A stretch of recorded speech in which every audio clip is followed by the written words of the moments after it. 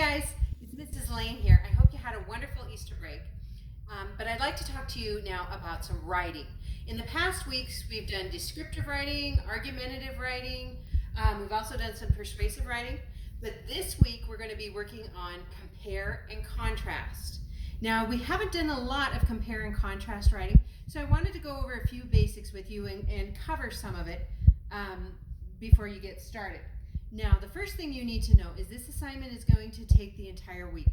We have 4 days, Tuesday through Friday. We are going to write a compare and contrast essay, and that essay is going to take all 4 days. Now, there's going to be little bits and pieces and parts that you might be submitting every day.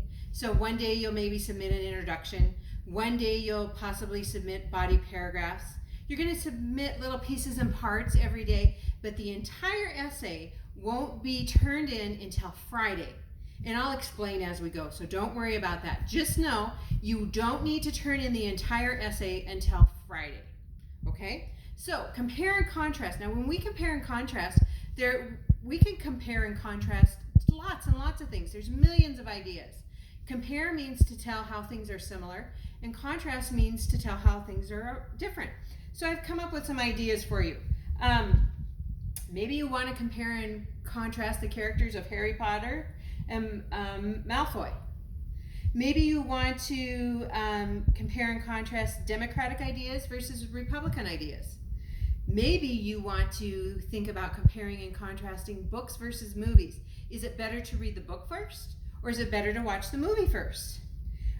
Maybe you'd like to talk about online versus normal classes. Do you like distance learning better, or would you prefer to be in the classroom? These are just a few of the ideas. You can do anything that you want. You can compare and contrast anything that you like, as long as it has some substance. I don't want essays about Coke or Pepsi, or watermelon versus strawberries. They have to be ideas and principles that have some meat to them. And you know what they are. But make sure you're writing nice, solid essays for me. So the first part, your first part of today's assignment is to, number one, decide what it is you want to write about.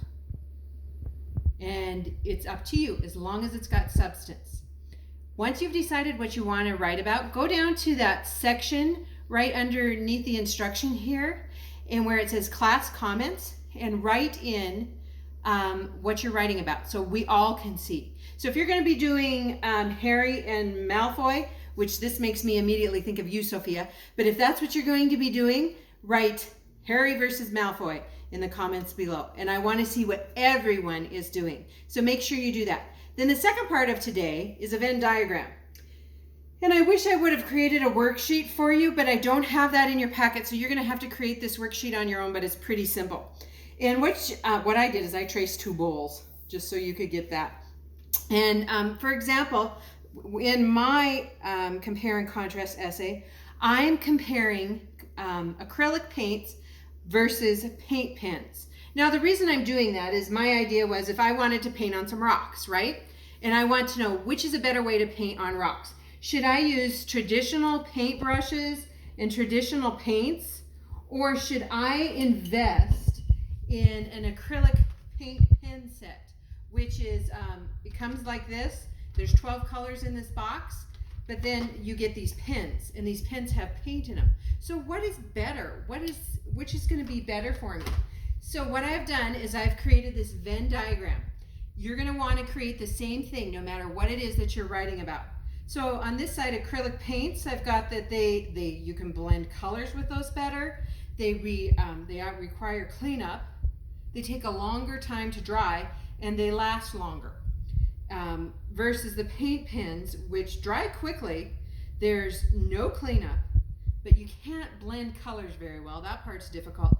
And they have fragile tips. If you take those tips and you color on a rock or something bumpy, you could very easily fray the tip. And then what goes in the center, guys? Right, things that are similar. How do they compare? What is alike about the acrylic paint and the paint pens? Well, they're close to the same price. They both show vivid colors, And you can paint on a variety of materials with either one. You can paint on rocks, metals, porcelains, paper, whatever you'd like to paint on. So this is just an example. This is one I'm doing. I'm asking you to do the same thing with your topic. Make sure you have at least 3 things on each of the contrast parts. And then when you compare, 3 ways in that they're similar. So that's what we're getting started with today, guys. Here's some ideas, or think of one of your own. I don't care. But I expect good work from you guys because you guys are fantastic writers. So today, 2 parts. Number 1, decide what you're going to do and put that down in the comment section. Number 2, make yourself a Venn diagram. Now you're going to keep that Venn diagram around because we're going to be needing it for tomorrow. And make sure you do a good job. Don't just rush through it. Make sure you do a good job because it'll help you so much more tomorrow. All right, boys and girls, once you've done those 2 things, you can hit the turn in button. Then I'll know you're done. Have a great day. See you guys.